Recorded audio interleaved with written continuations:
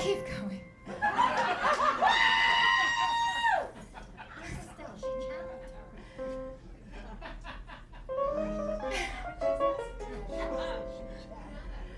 Help me out with the words. I just had a lot of vodka. Once I loved. Love it. Ah, yes. Once I loved such a shattering physician, quite the best-looking doctor in the state. He looked after my physical condition, and his bedside manner was great. You know what I mean?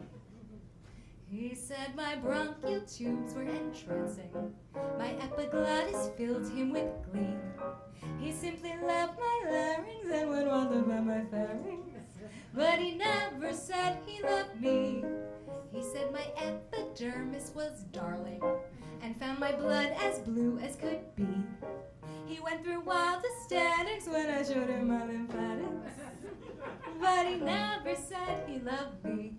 And though no doubt it was not very smart of me, I kept on racking my soul to figure out how he loved every part of me and yet not me as a whole.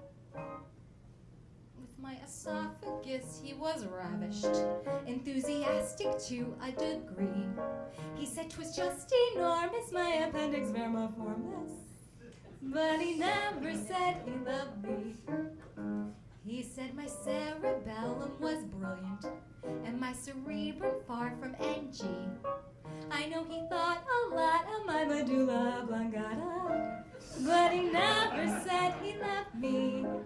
He said my maxillaries were marvels and found my sternum stunning to see. He did a double hurdle. He did. He did a double hurdle when I shook my pelvic girdle, but he never said he loved me. He seemed amused when he first made a test of me to further his medical art.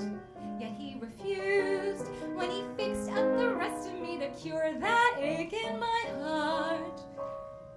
I know he thought my pancreas perfect, and for my spleen as keen as could be. He said of all his sweeties, I'm the sweetest diabetes. But he never said he loved me.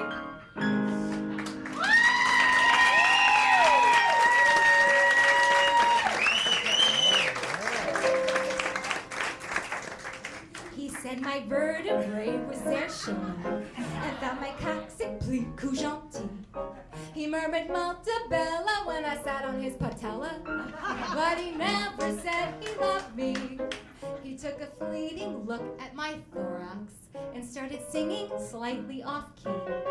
He cried, "May heaven help us, may heaven strike us," when I play my umbilicus, but he never said he loved me. And it was dark.